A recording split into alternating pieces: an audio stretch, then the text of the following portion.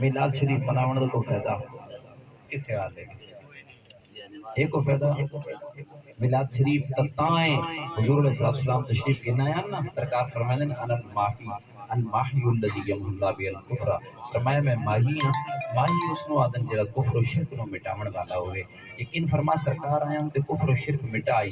یقین فرماؤ آج جس وقت میلاد شریف دی محفل وچ آیا کر تے اے سوچ کے آیا کر کہ بس ہن توبہ کرے ساں ایندا اندر دیاں غلاستاں کڑ چھوڑنیاں، کیونکہ سرکار دے غلاماں دا کم اے ہے کہ اندر صاف رکھن، جویں باہر ہوے اونجے اندر ہی ہونا چاہیے، انہیں اندر ہی ہونا چاہیے، وہ تو ظاہر باطن ایک ہونا چاہیے۔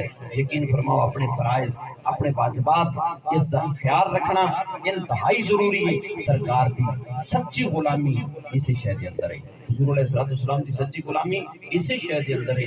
اور میرے نوجوان بیٹھو، میرے بزرگوں، حضور علیہ السلام کی سنت تے بھی عمل کریں دیاؤ۔ اور یہ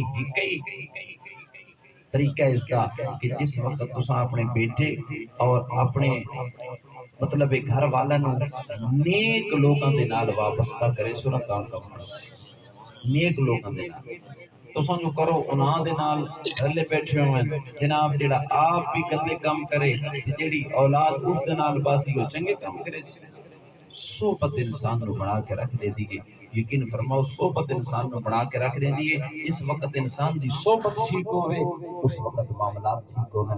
اس واسطے اپنے پتران دی اپنے گھر والان دی مطلب صحبت دیٹھا کر کے وہ باندھے کس نال ہے، حتیٰ کہ اتنے تک ہے کہ اگر گندی عورت ہوئے نا گندی عورت تے فرمایا اس دا اپنی گھر والیاں عورتوں تو بھی پردہ کر، گندی عورت نو نہ ونڈے تاکہ تیرے گھر آسی تے فساد ہو سی۔ اتنے تک کہ عورت نو گھر والا دے نیڑے نہ لگن دے، عورت تو پردہ کر، اس عورت